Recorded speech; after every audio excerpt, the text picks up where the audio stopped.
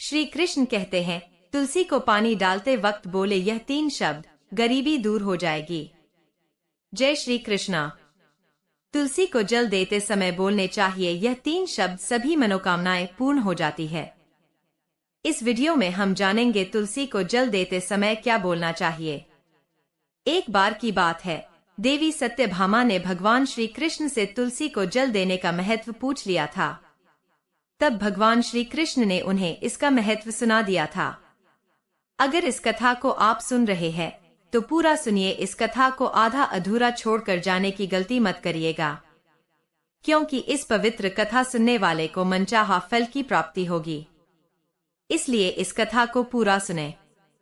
देवी सत्यभामा कहती है, स्वामी आपने मुझे तुलसी को जल देने का महत्व तो बता दिया है, किंतु अब मेरे मन में यह जानने की जिज्ञासा हो रही है कि तुलसी को जल कैसे देना चाहिए। तुलसी को जल देने की सर्वोत्तम विधि कौन सी है तथा तुलसी को जल देने का मंत्र कौन सा है?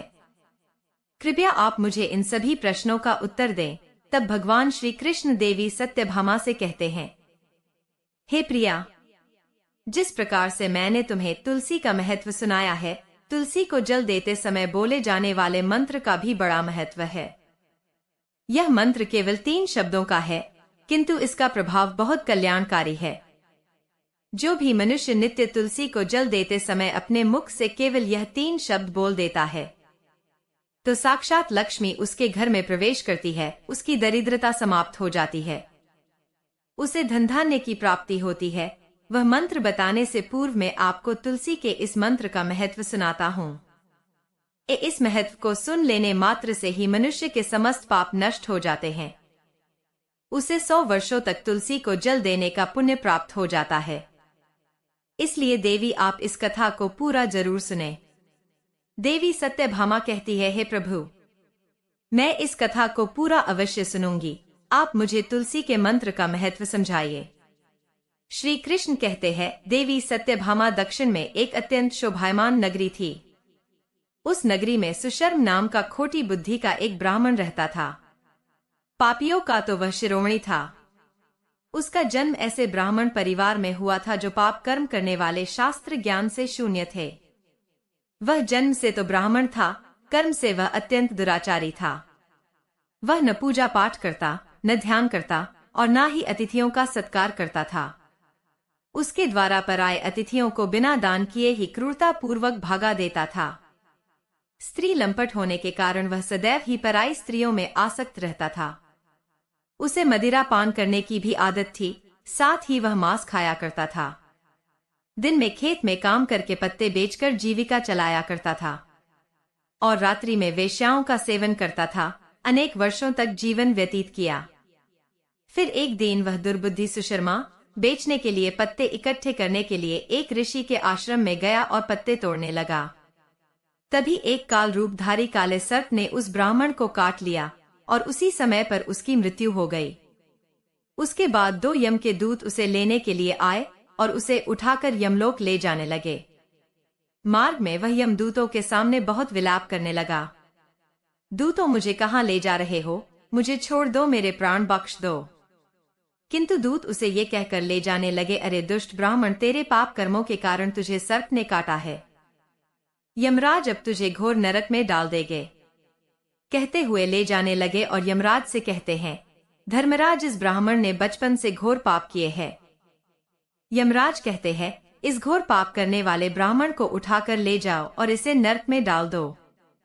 फिर यम के दूत उस ब्राह्मण को ले जाते हैं और नरक में अनेक वर्षों तक सजा भुगतने के बाद उस ब्राह्मण को दूसरे जन्म में एक बैल का शरीर मिलता है। उसका मालिक उस बैल से बहुत काम करवाने लगा। फिर जब उस बैल की शक्ति कम हुई तो उसका उपयोग अपना वजन उठाने में करने लगा। इस प्रकार से उस बैल ने 8 वर्ष तक उस लंगड़े आदमी का बोझ उठाया। फिर एक दिन वह लंगड़ा आदमी उस बैल की पीठ पर बैठकर किसी ऊंचे पर्वत पर जाने लगता है। उस पर्वत पर बहुत देर तक चढ़ने के कारण वह बैल बहुत थक गया। उसकी शक्ति खत्म हो गई और कुछ समय बाद वह बहुत जोर से मूर्छित होकर जमीन पर गिर पड़ा और अंतिम सांस से लेने लगा। तभी वहां पर खड़े लोगों को उस पर दया आई। उस बैल को देखकर अन्य लोगों ने भी अपना अपना पुण्य याद करके कुछ पुण्य उस बैल को दे दिया। ताकि उसे मुक्ति मिल सके। इस भीड़ में एक वेश्या भी खड़ी हुई थी। सभी लोग अपना पुण्य उस बैल को दे रहे थे। यह देखकर उस वैश्य ने भी अपना पुण्य उस बैल को दे दिया। कुछ देर बाद उस बैल की मृत्यु हो जाती है।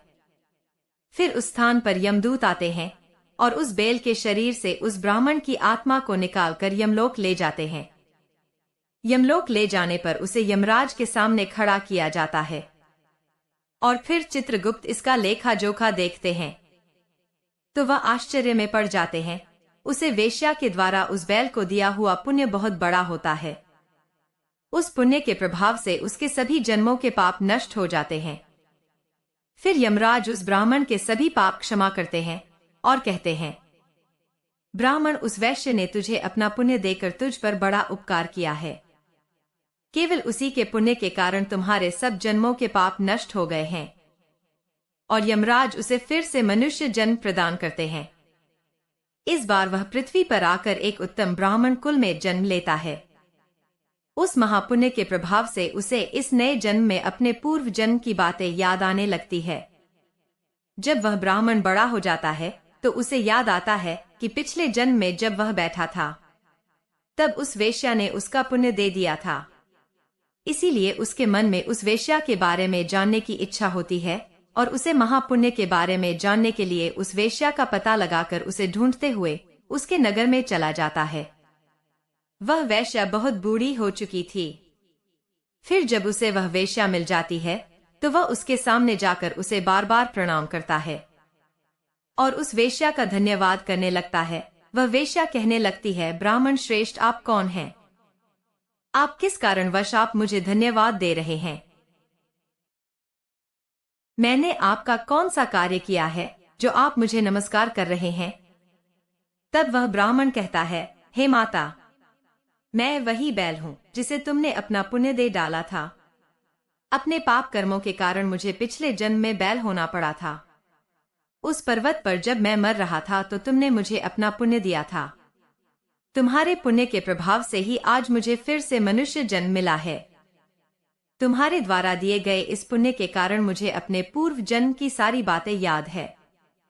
किंतु हे माता, मैं आज यहाँ पर यह जानने के लिए आया हूँ कि तुमने मुझे उस समय पर अपना कौन सा पुण्य दिया था जिस कारण से मेरे सभी जन्मों के पाप नष्ट हो गए। मैं उस पुण्य के बारे में जानना चाहता हूँ। तब वैश्या ने कहा है, ब्राह्मण श्रेष्ठ, मैं तो अपने जीवन में कोई पुण्य के काम नहीं किए हैं, किंतु मेरे घर में एक तोता है जो पिंजरे में रहकर हमेशा कुछ बोलता रहता है, जिसे सुनकर मेरा अंतकरण पवित्र हो गया है।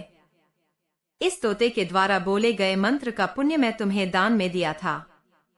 फिर वह वैश्य और वह ब्राह्मण उस तोते के पास जाते हैं और उसे पूछने लगते हैं, सुख, तुम कौन सा मंत्र बोलते रहते हो जिससे हमारे जीवन का उद्धार हुआ है?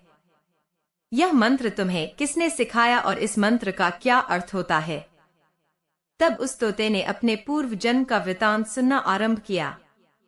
वह तोता कहने लगा है, ब्राह्मण श्रेष्ठ, पिछले जन्म में मैं एक ब्राह्मण था। मैं अपने ज्ञान के अहंकार में अंधा हो चुका था। मैंने कभी गुरुजनों का आदर नहीं किया, सदैव ही उनका अपमान किया।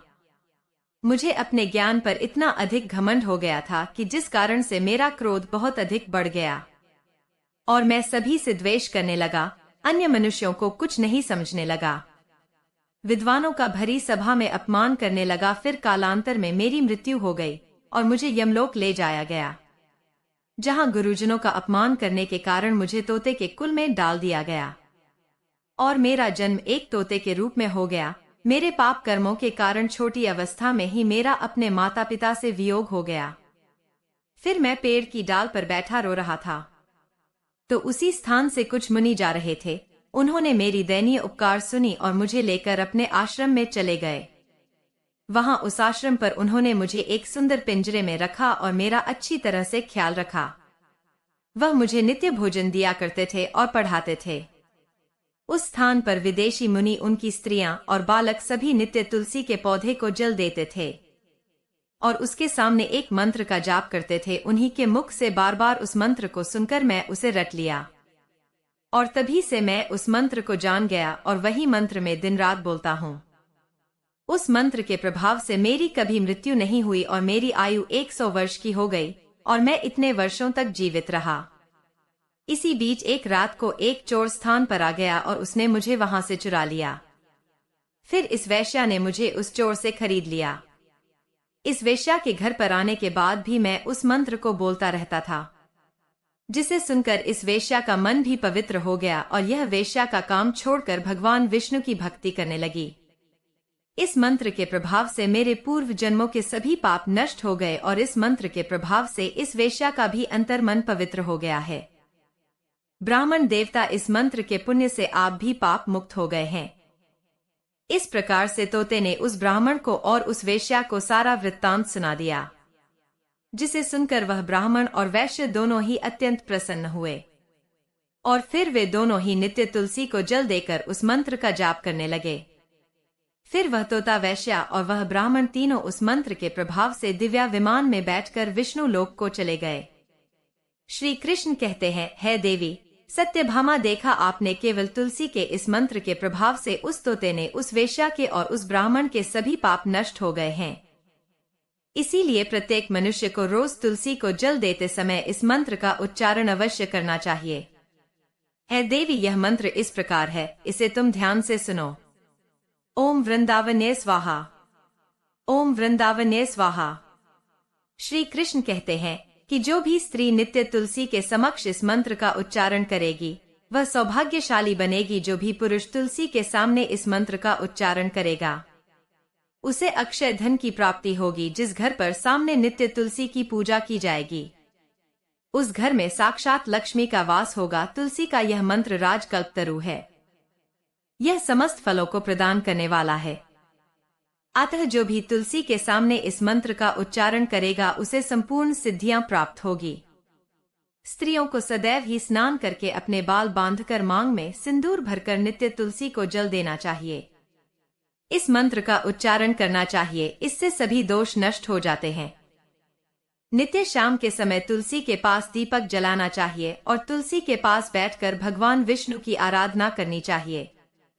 तुलसी के पास दीपक जलाने से मनुष्य को धन धान्य की प्राप्ति होती है। हजारों अमृत के घड़ों से नहलाने पर श्री हरि को उतनी तृप्ति नहीं होती जितनी वे मनुष्यों के द्वारा तुलसी का एक पत्ता चढ़ाने से प्राप्त करते हैं। 10,000 गाय के दान से मानव जो फल प्राप्त करता है वही फल तुलसी पत्र के दान से पा लेता है। जो मृत्यु के समय अपने मुख में तुलसी पत्र का जल पा जाता है वह संपूर्ण पापों से मुक्त होकर श्री कृष्ण के धाम जाता है। श्री कृष्ण कहते हैं, पूर्णिमा, अमावस्या, द्वादशी और सूर्य संक्रांति के दिन मध्याह्न काल, रात्रि और अशौच के समय तेल लगाकर बिना स्नान किए अथवा बिना हाथ पैर धोए रात्रि के वस्त्र पहनकर तुलसी के पत्र तोड़ता है वह महापाप होता है। श्राद्ध, व्रत, दान, प्रतिष्ठा तथा देव पूजा के लिए तोड़े हुए तुलसी पत्र वासी होने पर भी 3 रात्रि तक पवित्र ही रहते हैं। तुलसी का एक एक पत्ता ना तोड़कर पत्तियों के साथ अग्रभाग को तोड़ना चाहिए। तुलसी की मंजरी सब फूलों से बढ़कर मानी जाती है। मंजरी तोड़ते समय उसमें पत्तियों का रहना भी आवश्यक माना गया है। पूज्य भाव से पौधे को हिलाए बिना तुलसी के अग्रभाग को तोड़ना चाहिए। इससे पूजा का फल लाख गुना बढ़ जाता है। तुलसी के पत्तों को कभी नाखून से नहीं तोड़ना चाहिए, इससे पाप लगता है। रात्रि में तुलसी के पौधे को स्पर्श न करें अथवा उसके पत्ते ना तोड़े, ऐसा करना अशुभ माना गया है। रात्रि में तुलसी का पौधा निद्रा अवस्था में होता है, ऐसे में पत्ते तोड़ने पर पाप ही लगता है। गुरुवार के दिन तुलसी के पौधे में थोड़ा सा कच्चा दूध अर्पित करें। दूध चढ़ाते समय ओम नमो भगवते वासुदेवाय इस मंत्र का जाप अवश्य करना चाहिए। शालिग्राम रखें और पूजा में तुलसी और शालिग्राम को दूध में भीगी हल्दी का तिलक अवश्य करें। शालिग्राम पर तुलसी पत्र रखकर चंदन लगाना चाहिए। अगर कोई महिला मासिक धर्म से है तो वह तुलसी की पूजा ना करें। मासिक धर्म के दौरान तुलसी को स्पर्श करने से घोर पाप लगता है। इसलिए तो दोस्तों, इस प्रकार से भगवान श्री कृष्ण ने देवी सत्यभामा को तुलसी को जल देने के मंत्र का महत्व सुनाया है। यह कथा आपको कैसी लगी कमेंट करके अवश्य बताएं। अगर यह जानकारी अच्छी लगी तो वीडियो को लाइक जरूर करें और वीडियो को ज्यादा से ज्यादा शेयर करें। कमेंट में जय श्री कृष्णा, जय माँ तुलसी जरूर लिखें, साथ ही चैनल को सब्सक्राइब करें। धन्यवाद। जय श्री कृष्णा।